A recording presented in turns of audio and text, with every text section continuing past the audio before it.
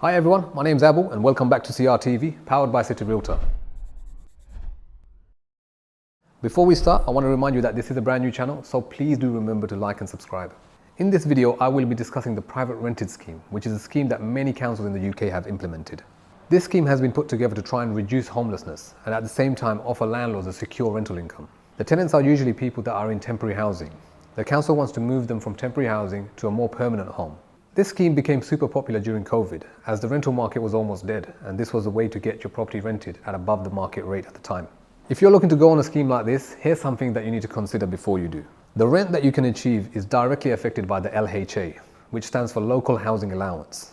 This is usually the maximum the council will give a tenant towards their housing needs. To find out the LHA of a certain property, you can do so on the gov.uk website. To give you an idea about the LHA, I will use Tower Hamlets as an example, as I'm sitting in Tower Hamlets right now recording this video. The LHA for a one bed is £295.49 per week, or approximately £1,280 per calendar month.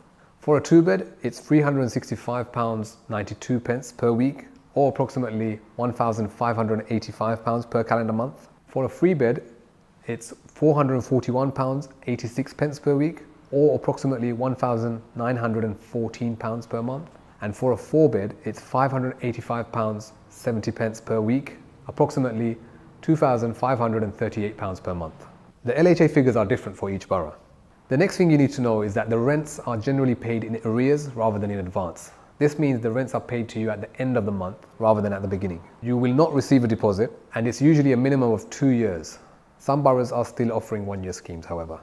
There are a few compulsory criteria that you must meet before going on a scheme like this. Firstly, you must be deemed as a fit and proper landlord. However, if you go through an agent like City Realtor, then you won't have to do that, as we would be the fit and proper agent on your behalf, because we've already been through the rigorous vetting process. You will need to submit the 3 normal certificates: gas safe, EICR and EPC.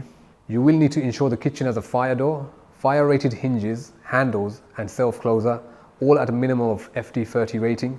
You will need smoke alarms in the corridors of each floor, carbon monoxide alarms near the boiler, window restrictors on all windows above the ground floor with a maximum of 10 centimeters opening. And the property must be unfurnished. Everything I've mentioned above is the bare minimum that the council will ask for. There may be some specific things that the councils will ask for, or some things that are more specific to your property. When it comes to licensing, if your property falls in a selective zone, then you will need to license it. But if it only falls in an additional licensing zone, then you won't need to license your property, as the let will be to a single family unit only. So in a way, it can be saving you money as landlords, as there are a lot of costs associated with licensing your property, as well as getting your property ready for licensing.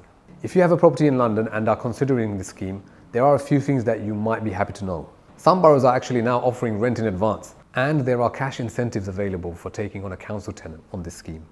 To find out more about how much you can achieve, please contact us. I'll leave my contact details in the description below. If you have a property in London and are considering going on the private rented scheme, give us a call or an email and I'll be happy to guide you in the right direction. Thanks so much for watching, and I'll see you next time.